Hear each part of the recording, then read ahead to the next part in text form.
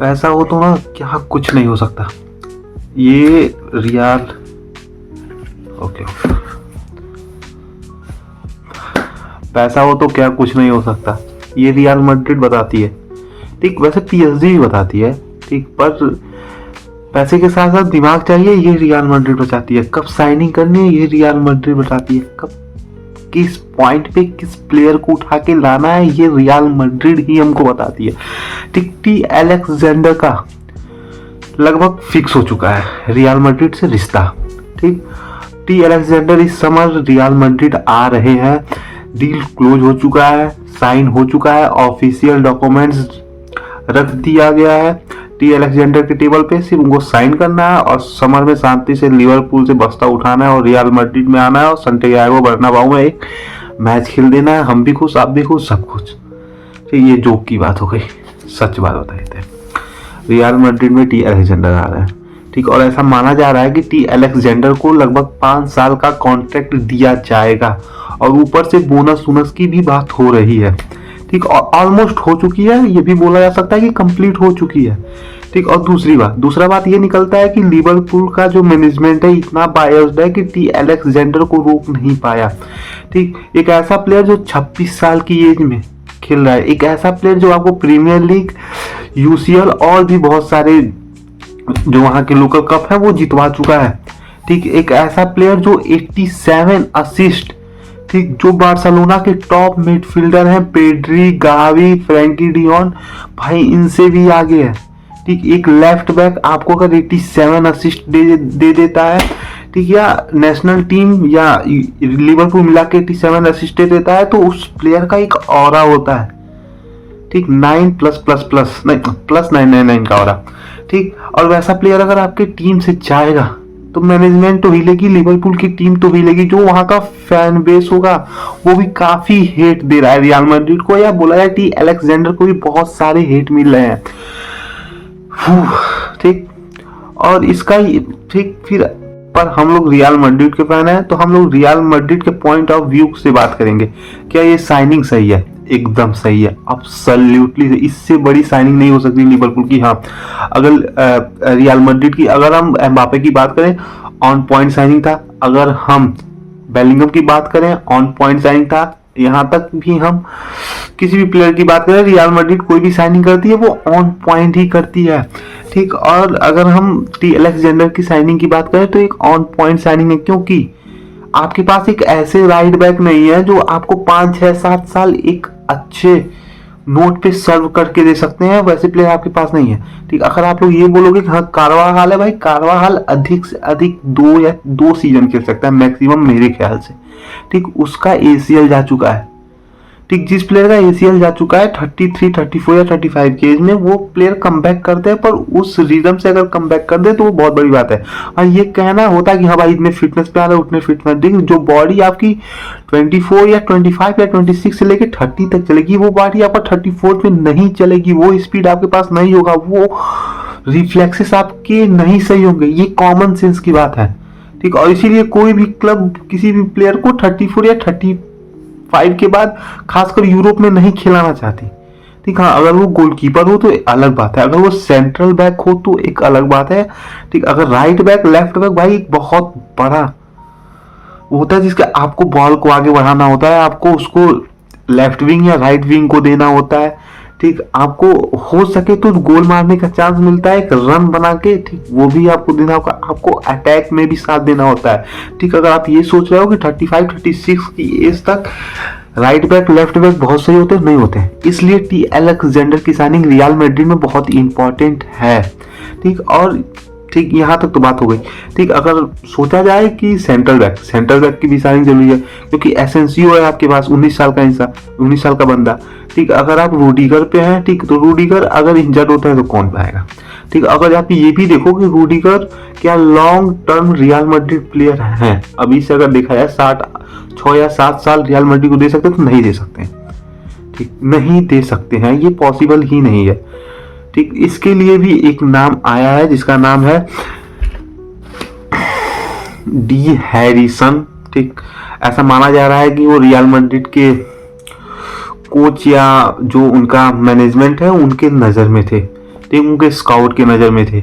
ठीक, और डी हुनैनसोन जो भी है वो, ठीक, वो स्पेन के सेंट्रल बैक हैं और स्पेन के नेशनल टीम में वो सेंट्रल बैक की ओर से खेलते हैं। ठीक, और बहुत सारे क्लब की निगाहें उनके ऊपर है। मैनचेस्टर सिटी की हो गई, चाहे बार्सिलोना की हो गई, बहुत सारी।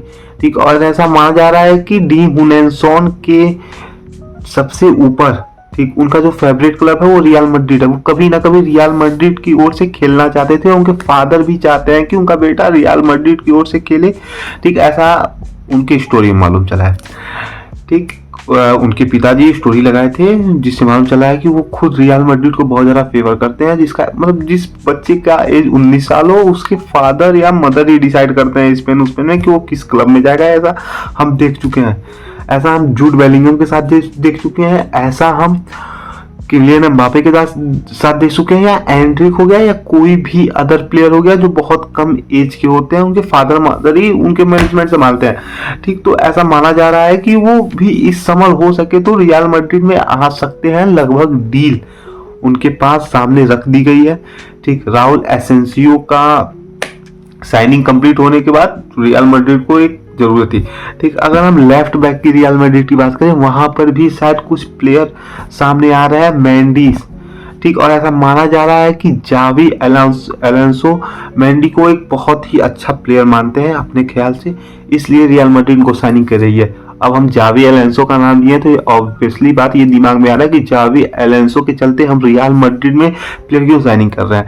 ठीक, तो ऐसा माना जा रहा है अगर कार्लो एंसेलोटी इस सीजन कुछ भी नहीं जीतते हैं, ठीक, कुछ भी नहीं जीतते हैं, तो उनको सैक कर दिया जाएगा या उनको थैंक यू बोल के रियल मैड्रिड से टाटा बाय बाय कर दिया जाएगा। ठीक, और जावी एलोंसो रियल मैड्रिड के नेक्स्ट कोच हो सकते हैं या मैनेजर, अगर जो भी बोला जाए मैनेजर हो सकते हैं। ठीक, और जितनी भी साइनिंग रियल मैड्रिड कर रहा है वो जावी एलेंसो जो भी हो, ठीक, उसके हिसाब से कर रहा है, जावी के हिसाब से कर रहा है, क्योंकि आने वाले समय में वो रियल मैड्रिड के नेक्स्ट हेड कोच हैं। ठीक, और कार्लो एंसेलोटी की बात करें तो ऐसा खबर सामने आ रहा है कि ब्राजील ने अपना मैनेजर जूनियर को सैक कर दिया है और ब्राजील की फर्स्ट चॉइस है कार्लो एंसेलोटी। ठीक, और कार्लो एंसेलोटी इस दुविधा में फंसे हुए हैं कि अगर रियल मैड्रिड कुछ भी जीत जाती है, यूसीएल जीत जाती है, ला लीगा जीत जाती है, कुछ भी जीत जाती है, तो ऐसा माना जा रहा है कि हो सके तो कार्लो एंसेलोटी 1 साल और रियल मैड्रिड के मैनेजर के तौर पे रह सकते हैं और रियल मैड्रिड को सर्व कर सकते हैं। ठीक, एज अ फैन अगर बोला जाए तो हाँ, होना चाहिए। एक ऐसा इंसान जो जब जीजू छोड़ के गए थे तब कार्लो एंसेलोटी आपकी टीम को संभाले थे और आपको 2 यूसीएल दे चुके हैं, 1 ला लीगा ट्रॉफी दे चुके हैं। ओवरऑल बात किया जाए शायद वो रियल मैड्रिड के साथ 4 से 5 ट्रॉफी जीत चुके हैं। और 1 साल अगर उनको दिया जाए, आपका एक ऐसा कोच जो पिछले साल ही यूसीएल जीता है और इस साल भी लगभग कुछ ट्रॉफी, डोमेस्टिक ट्रॉफी जीत चुका है।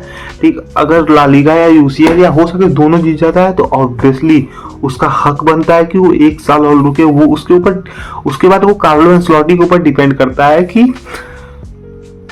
वो जाएंगे या नहीं जाएंगे। ठीक, और एक इंडियन फुटबॉल से भी एक न्यूज सामने आ रही है कि जो बंगाल की चीफ मिनिस्टर है ममता बनर्जी, ठीक, वो यूके गई थी, वहां पर उनका कुछ डील हुआ था। ठीक, इससे ये मालूम चलता है कि मैन सिटी जिसमें हालैंड, केविन डी ब्रुयना खेलते हैं, वो क्लब इंडिया में एक एकेडमी खोलेगी जिसमें इंडियन प्लेयर को, जूनियर लेवल के प्लेयर को सिखाया जाएगा। ठीक, तो ऐसा हम लोग बहुत सुनते हैं इंडियन फुटबॉल में कि बार्सिलोना की है, एटलेटिको मैड्रिड की है, रियल मैड्रिड की एकेडमी है। ठीक, पर अगर हम ये सोचें कि उससे कुछ फायदा होता है तो नहीं होता है।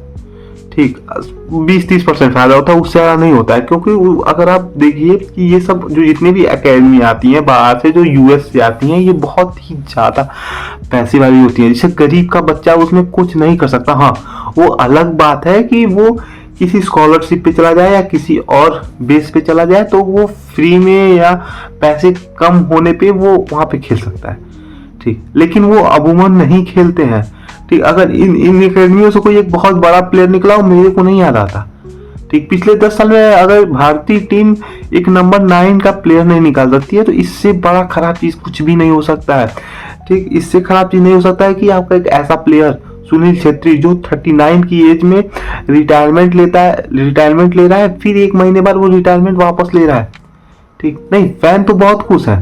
ठीक, कोई भी बड़ा प्लेयर अगर वो रिटायर करता है, ठीक, फिर वो वापिस आता है तो फैन बहुत खुश होता है क्योंकि इतना बड़ा प्लेयर है। ठीक, लेकिन अगर आप सोचे तो ये एक चीज निकलता है कि हम एक ऐसे देश में रह रहे हैं जिसका फुटबॉल इतना खत्म हो चुका है कि ये एक प्लेयर भी नहीं निकाल सकते वो नंबर 9 का। नंबर 9 की बात छोड़ो, आपके पास राइट विंग लेफ्ट विंग अच्छे नहीं है। चांटे के बाद भारतीय टीम में कौन सा लेफ्ट विंग है जो अच्छा खेल सकता है? हाँ, उदानता है, ये अलग बात है। ठीक, लेकिन ऐसा कोई नहीं है। ठीक, और इसमें जो भी भारत जितने भी इंडियन प्लेयर है, इनका भी कुछ ना कुछ प्रॉब्लम है या इनका दोष है। ठीक, इनको इजिली आईएसएल में इजिली पैसा मिल जाता है 4-5 करोड़, जिससे ये चैन का लाइफ जीते हैं, घर लेते हैं, वो लेते हैं। ठीक, अगर आप अफगानिस्तान जो भी देश है उसका प्लेयर की बात करें जो मैनचेस्टर सिटी में छोटा है, भाई जब तक आप अपना घर नहीं छोड़ोगे आप बड़े प्लेयर नहीं बनोगे। ये यूरोप में दिखाया जाता है, जितने भी बड़े प्लेयर हैं अपना देश छोड़ के दूसरे की देश के क्लब से खेलते हैं, यूसीएल खेलते हैं। जो आज इतने बड़े प्लेयर है, Cristiano Ronaldo, Messi, Haaland, Vinicius Junior, Kylian Mbappe, इसमें से कौन सा भी प्लेयर है जो स्पेन का है और इंग्लैंड का है? लेकिन जो हमारे प्लेयर है, अगर इनको बाहर जाने की अपॉर्चुनिटी मिलती भी है तभी ये पूरी तरह मिस कर देते हैं। ये नहीं जाना चाहते बाहर, ये नहीं जाना चाहते बाहर क्योंकि इनको इजी मनी मिल रही है। इनको अपने घर पे 4-5 करोड़ मिल जा रहा है और इतने में ये खुश है। ठीक, अगर आप कोच चेंज कर लो या कुछ भी चेंज कर लो कोई फायदा नहीं है। ठीक, और दूसरा बात ये बनता है कि क्या हमारा जूनियर लेवल का फुटबॉल है वो सही है? इसके पहले वाली वीडियो में मैं बोला था कि जब तक आप जूनियर लेवल का फुटबॉल नहीं सही करोगे तो आने वाले 5-6 साल में आप कैसा एक अच्छा बच्चा प्रोड्यूस कर दोगे जो एक बहुत ही बेहतरीन निकलेगा। वो जाकर प्रीमियर लीग खेल सकता है, कहीं भी खेल सकता है? नहीं खेल सकता है, नहीं खेल सकता। और एक न्यूज ऐसा भी सामने आ रहा है कि भारत के जो कोच हैं, ठीक, वो 55 प्लेयर स्काउट किए हैं जो भारतीय मुल्क के हैं, जो बाहर देश में खेलते हैं। ठीक, उनको हो सके तो इंडियन टीम में खेलने का मौका मिलेगा, ठीक, या हो सके नहीं मिलेगा। ठीक, क्योंकि आपको ड्यूअल सिटीजन भारत में नहीं अलाउ है। और कौन अपना सिटीजन अमेरिका, यूएस, इंग्लैंड या किसी भी अदर जगह पे वो छोड़ के आना चाहेगा? ऑब्वियसली नहीं छोड़ के आना चाहेगा। चूतिया तो है नहीं, कुत्ता उसको काटा नहीं है कि वहां छोड़ के आएगा यहाँ पे रहेगा। ठीक, और ऐसा माना जा रहा है कि हो सके तो Indian football federation central government से बात करेगी कि कुछ ना कुछ ऐसा हो जाए जो बहुत ही मुश्किल है। ठीक, कोई ऐसा चीज निकाल लें कि हाँ पर्टिकुलर प्लेयर को ड्यूअल सिटीजन अलाउ कर दे, जो कि बहुत ही मुश्किल है क्योंकि भारत में बहुत सी फैमिली ऐसी हैं जो पाकिस्तान में उनका रिलेशन है आज भी। ठीक, जिसके चलते प्राइवेसी इशू आएगा। ठीक, गवर्नमेंट नहीं अलाउ करेगा। ठीक, तो ये 55 प्लेयर का जो भी नाम है, मेरे को नहीं लगता ये कभी भी आज से 50 साल, 60 साल, 100 साल कभी भी भारत टीम के लिए वो खेलते हुए